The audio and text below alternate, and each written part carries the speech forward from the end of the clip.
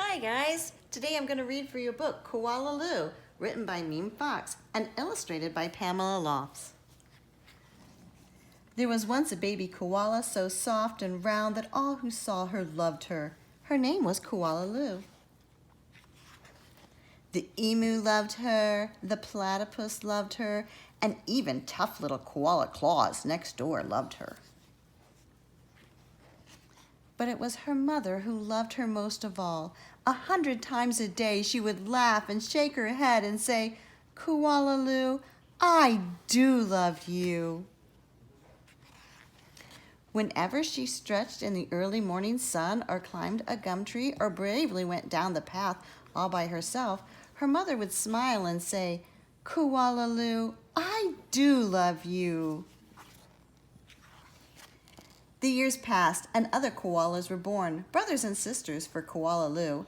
Soon her mother was so busy she didn't have time to tell Koala that she loved her, although of course she did.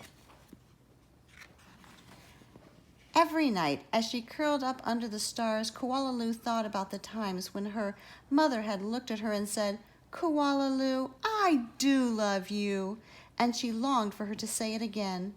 One night, Koala had a splendid idea.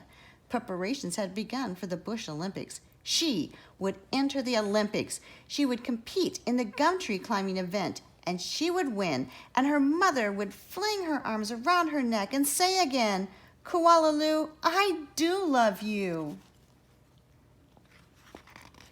Koala began her training right away. She jogged and puffed and lifted weights and panted. She hung from a branch with one claw at a time till she ached. She did push-ups till her stomach hurt. And last of all, she climbed the tallest tree that she could find, over and over and over again. Sometimes her mother would watch her and ask, "How you going, Blossom?" "Fine, just fine," Koala would reply.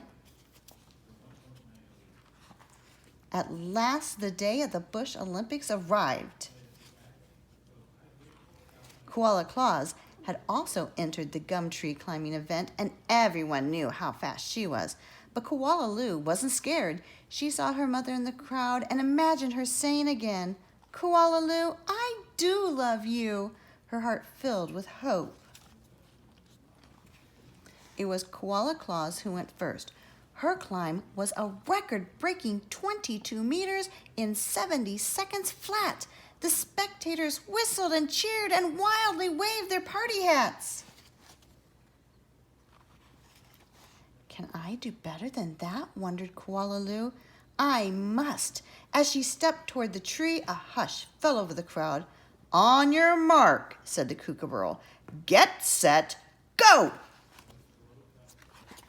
Koala leaped onto the tree. Up and up and up she climbed, higher and higher and higher, faster and faster and faster, until there she was, right at the very top. The spectators roared and clapped and stamped their feet. But she wasn't fast enough. In spite of all her training and all her hoping, it was Koala Claus who won the gum tree climbing. Koala came in second. Koala went off and hid. She heard the shouts of the Bush Olympics and cried her heart out. When the first stars of evening appeared in the sky, Koala crept home through the dark and up into the gum tree. Her mother was waiting for her. Before she could say a word, her mother had flung her arms around her neck and said, "Koala, I do love you. I always have, and I always will."